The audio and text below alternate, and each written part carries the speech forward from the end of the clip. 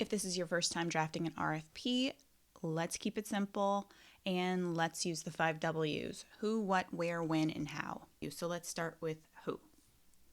Who are you inviting to bid? And where are you getting these people from? Have you worked with them before? Are they referrals from other managers? Do you use a database for vendors? The company that I work for, we use Vive. It vets the contractors. They have to submit their insurance, all of that stuff. It's a great database for us to use. But ask people that you know so that way they can give you a personal testimony of what their experience was with them. Sometimes popular vendors aren't necessarily the best vendors, and sometimes if you're working on a tighter budget, then using a smaller company is going to be best because they have less overhead, so they can pass that savings along to you. And typically they are hungry for the work, so they're going to deliver excellent customer service. They're going to be agreeable. They're going to bend with change, and they're going to work harder to make your board happy. When you are identifying your vendors, you want to know if they are licensed, if they are insured, and you want references. And then you need to actually call those references, especially if it's a bigger project and you would be entrusting them with a lot of money.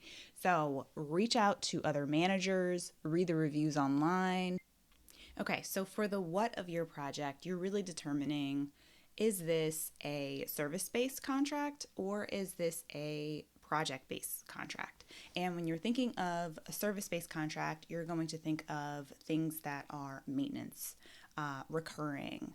So like your grounds, pest control, like your boiler contract, your HVAC contract. Those are service-based contracts. Project-based contracts are special projects, like think EV chargers, think roof replacement, think clubhouse renovation. Is it a condo? Is it an HOA? Is it a 55 and better? If it's a condo, be specific. Is it a garden style? Is it 2/2s? Is it mid-rise? Is it high-rise? How many units are in it? Where is it located? There are a number of real estate pages that give like a brief overview of what kind of building it is, who the developer was, all of that information. It will also include when the building was built and how many units. I would include all of that information in this step of giving background information, because sometimes you're going to be bidding to vendors that have never been on this property. They don't know anything about it. All they know is the information that you put inside of your RFP. Okay, next up, you need the project timeline. This will include mobilization and the duration. So you need to know if they are awarded the contract, how long before they can get started. If they're awarded the contract, how long do they think it's going to take them to complete the work? And you want to know from start to finish. You want to know if it has to be done in phases. You want to know if there are permitting issues. What do they anticipate this part is going to take, that's going to take? Do they recommend getting an expediter? You want to know ahead of time, because that's another way that you're going to be able to differentiate between the different vendors and the proposals that you're looking at. Obviously, they're not going to be able to give you specific dates because you won't know that until the contract is awarded. For instance, if I'm bidding out a project that, let's say it's a concrete project or an asphalt project, that's not something that you're going to be doing in the dead of winter, because certain temperatures you can't pour concrete. So, certain things like that, they can't tell you exact dates. That's something that you should be bidding out in the winter months so that you're ready for when the spring rolls around. You already have everything ready to go. You're typically not going to be bidding out a contract because of the scope of work. Let's say if it's pest control or if it's grounds or trash or whatever it is, you're typically not upset about the scope of work. It's other things. It could be their communication. They could never tell you when they're on site. They could schedule days and then not show up for those days.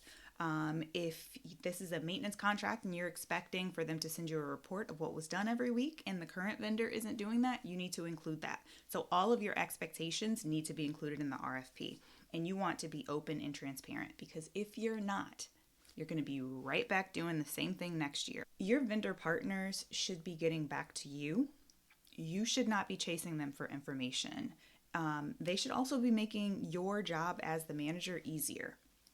If they're on site and they see that there's something else that needs to be done, especially if it's within their wheelhouse, they should be sharing that with you. They should be proactively presenting you with proposals. That's something else. Include that in your RFP, that you would like a proactive partner that is going to provide proposals when they see that there is something that is damaged and needs repair or whatever it is. Something that, of course, falls within their wheelhouse. So if it's landscaping and they're like, okay, we noticed that you have some dead trees here, we want them to bring that to us. Otherwise, you're going to have landscape committee members and random members that in the association that are going to be reaching out to you saying, how come you didn't notice that there was a dead tree way back in the woods or something like that? So you want to make sure that you have proactive partners that are helping you. It's going to make them look good, which is going to make you look good, and it's going to lead to more longevity with the contract. Okay, the last thing is how. The how is the scope. Where do you get the scope from? You can get it from an engineer. If this is a large project, then I recommend that that's where you get it from. You need someone that is an expert in whatever this project is. If it's structural, then you need a structural engineer. If it's mechanical, you need a mechanical engineer.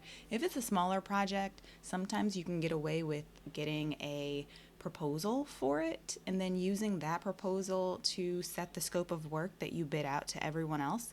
You just need to make sure that that is a trusted vendor and you review that proposal to make sure that it includes the really important things. And if you need help with that, then you should be reaching out to your portfolio manager or your supervisor so that they can assist. So I want to stress that it does not make you less of a manager if you can't write the scope yourself. In fact, in most cases, you really shouldn't be writing the scope. If it's something like, let's say it's a concierge contract, that is something that you know forwards and backwards as the manager of that property. If it is, like window washing, if it is, something that you are familiar enough with, then you can write the scope. But don't feel bad because you don't know all of the technical information that is required to bid out a boiler replacement project, because that's not our wheelhouse. We are not hired to be experts in boilers. We are hired to be experts in the management of that community. So I want to stress not to step into an area where you're not qualified. You shouldn't be writing scopes for mechanical proposals, for structural proposals. And if, let's say you're an association employee, so you don't have a portfolio manager that you can reach out to, I think that you should reach out to counsel and let counsel the board. That is also what they are there for. We are advisors. We make recommendations to the board. We give them all of the information. We put it all together, and then they make the decision, and then we carry out their directive. So remember that as the manager, and make sure that you are as prepared as possible for every board meeting and that you can answer the questions. So not being able to write a scope doesn't mean that you're off the hook where you don't have to understand what's going on, because you still need to understand the project. You just won't be the one that's going to check to see if the install was done correctly, because you don't know. You don't know how to read the meters and different things like that. If you don't have the license, if you don't have the background, the experience, then you shouldn't be doing it. That creates another liability for your association, but that will be a video for another day. All right, so once you have all of the information, you will put it together on a form that looks a lot like this. What kind of RFP is this? This one says Request for Proposal, Community Maintenance Services, Anywhere Unit Owners Association. Next is the where. This is the background information that we talked about. Followed up with the when. This has all of the important dates. When is your vendor walk? The proposal submission deadline, decision date, notification date. Put all of that in there. You want to give them as much information as possible. This is going to... Has a decision been made? Did we get it? Did we get it? Did we get it? This makes sure that they know when the board is going to review it, when the decision is going to be made, and then when you're going to notify them. Let them know up front. The how, of course, is the scope. We went through that. The layout is the proposal submission requirements. So tell them exactly how you want this to be presented to you. Remember that sometimes this is your board's first time hearing or learning anything about this vendor. So you might want to state that you want to get certain information from them, because every board is not going to stop and Google them and look at their website. Some vendors have crappy websites. Some vendors don't really have websites. So get that information included in the proposal. So on here, I just put some standard information like the cover letter, provide a brief introduction to your company, highlight relevant experience with UOA managed communities, the scope of work, describe your approach to performing the weekly, monthly, quarterly, and a la carte services, include a plan for coordinating with the UOA, POC, and reporting issues. Your pricing structure, provide a fixed fee for routine services, weekly, monthly, and quarterly, include itemized pricing for optional a la carte services, and then references. Like I said, if you've never worked with this company before, and if a manager that you trust is not recommending this company, get references and call them. Insurance documentation, of course, certain insurance is required. I'm not sure what the limits are that your company requires. Typically it's $1 million, but go based off of what your property has set. And then the acknowledgement of terms. And then I put an honorable mention in here for the submission instructions. This is particularly important when you have a committee that reviews all of the proposals that comes in, and then they make the recommendation that goes to the board. I personally would still make sure that they come to me first so that I can see what the information is before it goes to anyone else. But you can put all of that in there. Go based off of what your preference is and what your board likes, and what works for your property, though. I hope that you found this video helpful. If you did, give it a thumbs up, leave me a comment. If there's something that I left out, or if you have a tip or trick that you think other managers could benefit from, please leave it as a comment. If you would like me to send you the document as the template that I showed on the screen as a Word document, just send me a DM on Instagram at Association Trainer and I'll forward it to you. The bottom line is the reason you want to draft this RFP is so that you're prepared for your board meeting. Not only is this going to show you in a very professional light, this is going to save you a lot of frustration. This is going to save you a lot of time in the end, and this is going to make you the most prepared when you are speaking about these proposals in front of the board meetings. You are going to know more about the services. You're going to understand what it is that you have bid out, which again, it puts you in the best, most professional light possible. If this is a controversial RFP, right? So if this is something where there is a member of the board that this is their mission, right? They got on the board because the only thing they care about is the mulch and the grass and all of that.